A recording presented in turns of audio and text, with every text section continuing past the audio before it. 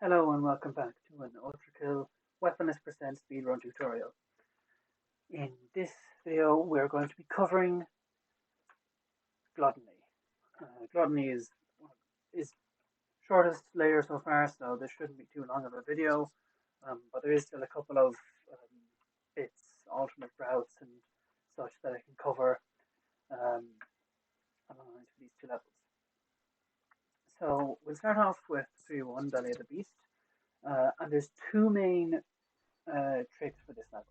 And I'll show you the slower of them first. So these are out of bounds tricks. If you play the level casually, of course, you'll know this is a long one. And a tedious one to go through all of the rooms so far and going through them all without weapons. I did it in the past. It is just, it's a pain, it's annoying. So the first thing you want to do is you want to head over here and do the slam store over there so you jump over the room's spawn trigger so that you can just not do the fight. Once you get over here, you grab the checkpoint and you have to line yourself up over here at the seam in the door here. So what you can do is you put yourself into the corner and you can start just tapping left to move yourself along the side bit here until you line yourself up with that, and then tapping slide there to try and get into the crevice. Now this one, of course, is it's not my preferred one, and you'll kind of see why there. Typically you'd want to get this first try. I'm of course not. Oh, that was close-ish. There. So that's the kind of out of bounds that you want.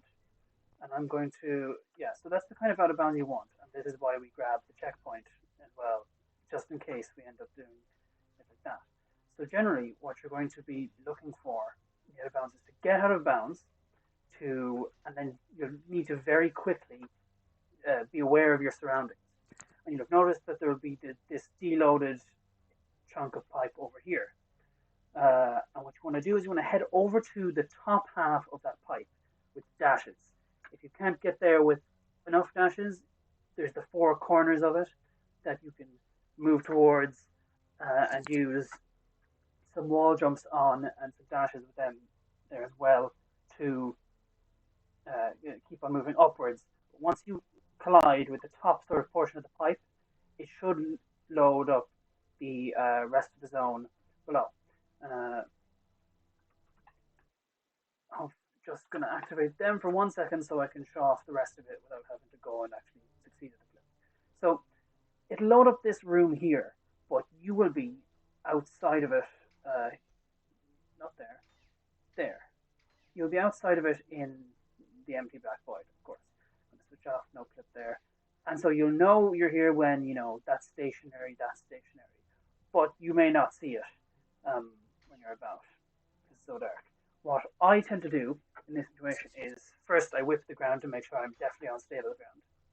If you're here, you can kind of see the eye, so you'll know generally you're in the center of the platform, but you won't typically land there. You'll typically land a bit over here in the darkness, and it just looks like that. So you want to see where that is, sort of line it up so it's on the side of it, and you'll see this here. This is the side of the tube that you fall down. And you want to get a slam store from that and do an ultra dive or USJ, throwing yourself up over here, and come down like that. There, and grab this checkpoint. And so that is pretty much all of that method, but it's kind of tight reaction speed, and at least for my copy of the game, I can barely get that out of bounds flip, but I know that some others have a much easier time, so it's worth it probably checking out to see if it works for you just for the sake of it. But what I'd like to show is a consistent, faster method of it. So this one is definitely much easier. You can dash with that or slide out of the gate. But for this one, you want to make sure you have no dash frame stored. You get your slam storage there, line yourself up with the corner. I'll show that off again now. You do your slam store off of the wall there. Slam store off the wall, line yourself up in the corner, hold the left so that you end up going properly at the seam in the wall that's there, and then once you are lined up properly and you hit the ground, you want to do an ultra dive. And so what that does is it keeps the slam state, it keeps the slide state as you move at the slam storage speed into the corner, and you manage to just clip through and out. That is the Svxe clip, named after Svxe, who found it, and absolute godsend, because we absolutely needed a clip like that around the time that was consistent. So pretty much as soon as you achieve that clip, and hopefully I'll be able to grab it again on, yeah, perfect, 3 for 3. So yeah, it's consistent enough. You want to go over here and grab another slam store and an ultra dive. I typically do an ultra dive and not a USJ for this one, simply because maintain momentum. Go over here and bam, you're done. You want to grab the checkpoint just in case. So now, last jump over here. KB then. You want to try and get home run chains with those. Blender to do 1, 2, 3. You won't always be able to sustain the blender for the last one because of the mind flare that will just appear, and sometimes will bump into the bottom of you and cancel the blender out. If you can get the insta kill on the flare, do, but I typically don't go for it just because I'd rather, a consistent-ish method that gets me a little bit less, though at some point I'm probably just going to have to learn the insta kill. So yeah, pretty much you set up the parries, and then these dudes will be for last because one of them pretty much always dies. This dude always ends up getting stuck here, pretty much. And the dude who walked over there doesn't always end up living. Dies to acid at some points. Or, you can also line up the mind flare explosion to take some of them out too. But yeah, generally, if I ended the level with this time on the clock here, like, that's pretty alright, but typically you want to go for sub 110, I would say. I have gotten a sub 1 minute. That is like my PB though. That's the personal best that I could do with it. And that was a really good last room there with the Svxe clip. What else?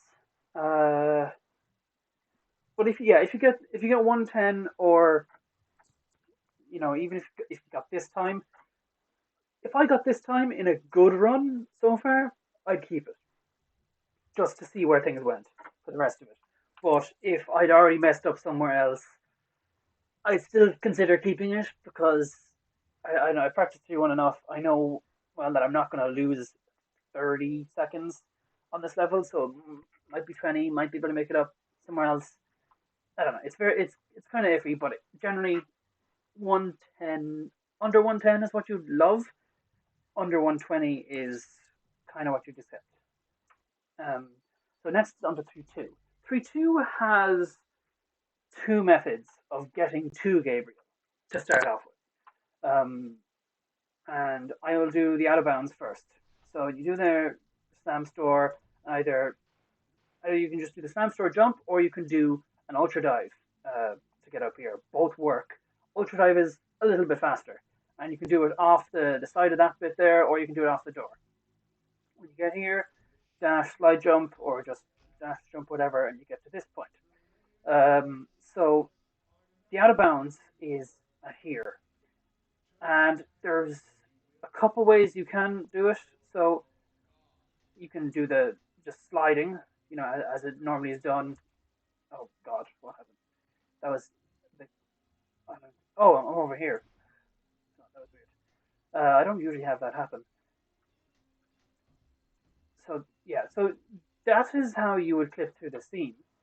That would be incorrect though, because we don't want to be over at this out of bounds. So here, now I did find that you could also do the Svxe clip method for this one too. I don't know how consistent it is because you don't have like the little corner to help you line stuff up. But I don't typically do the out of bounds for this one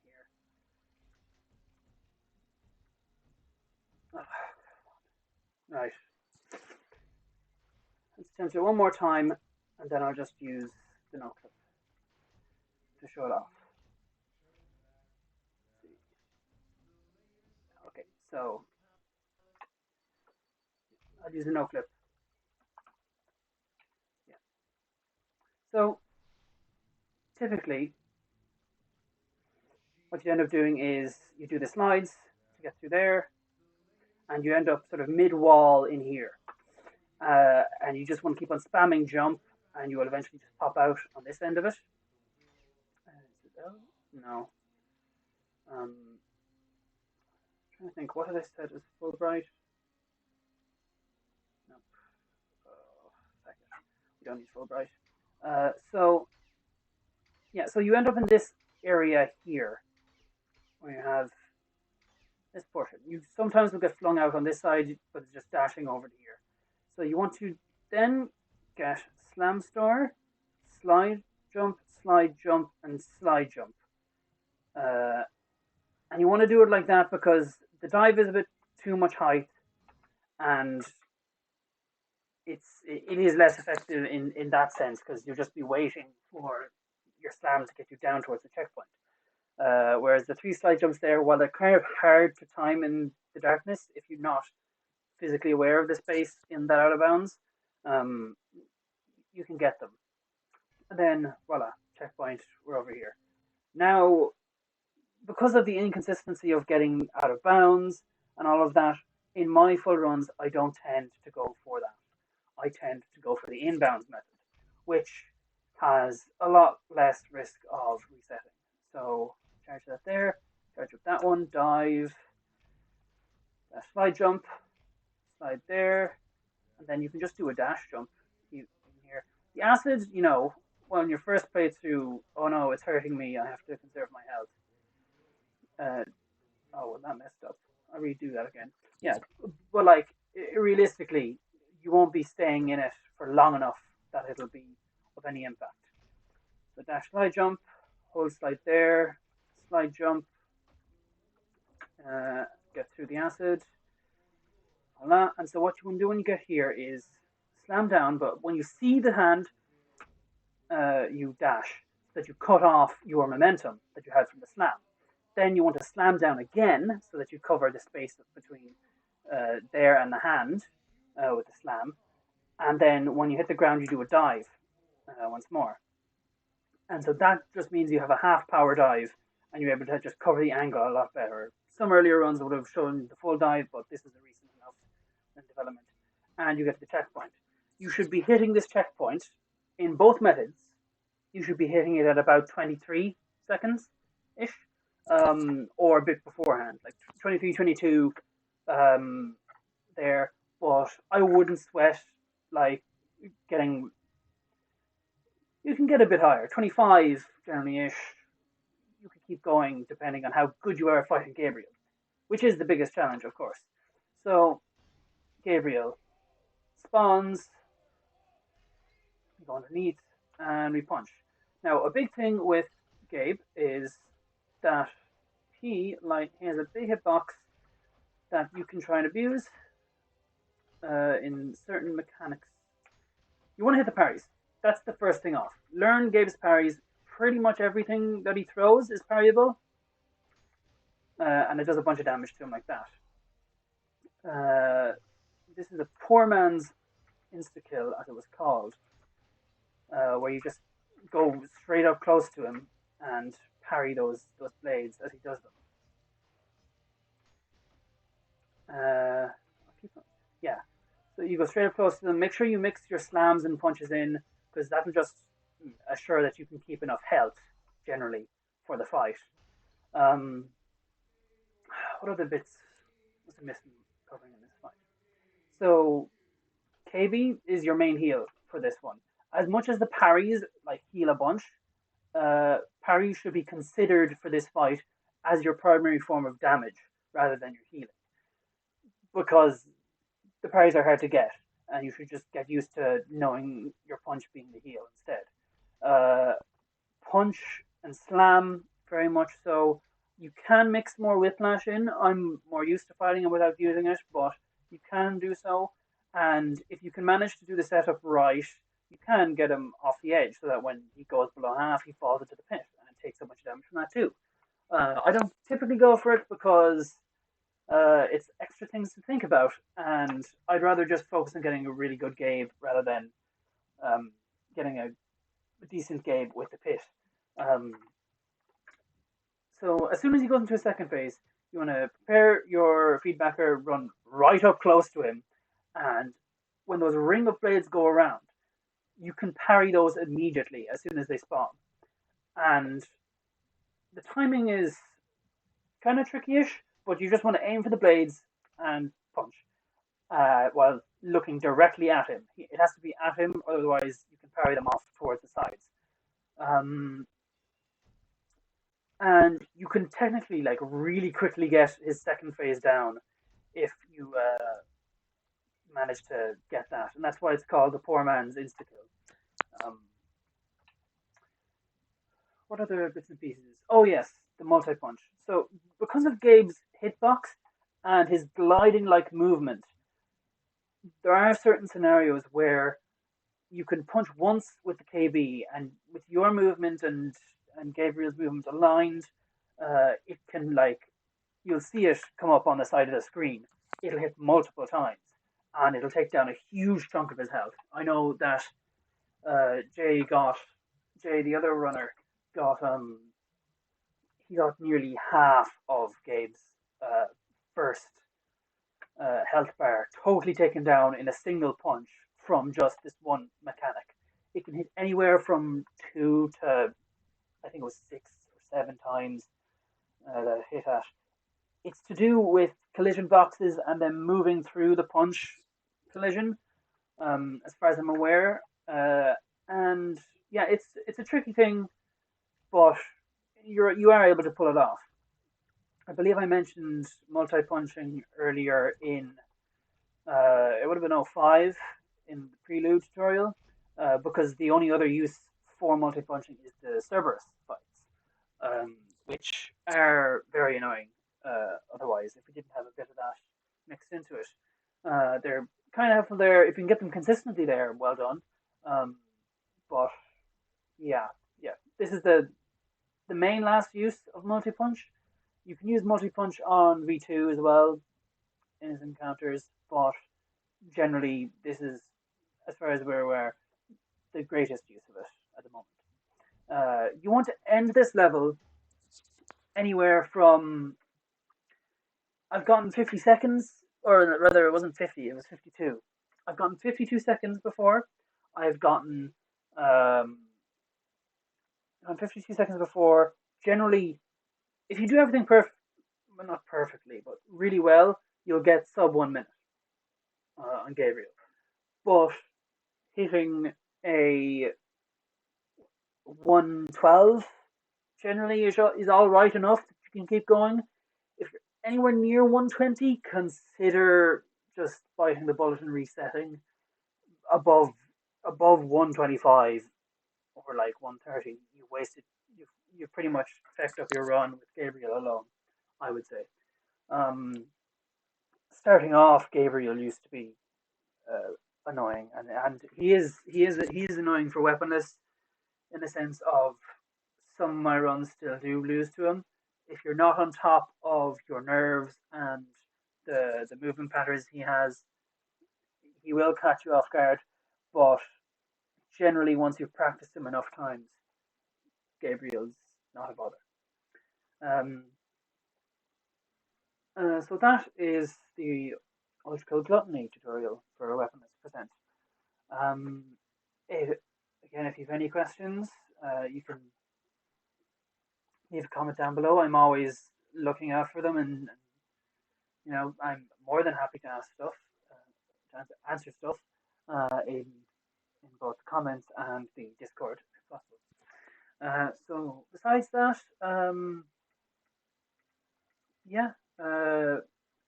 good running to you all and good luck.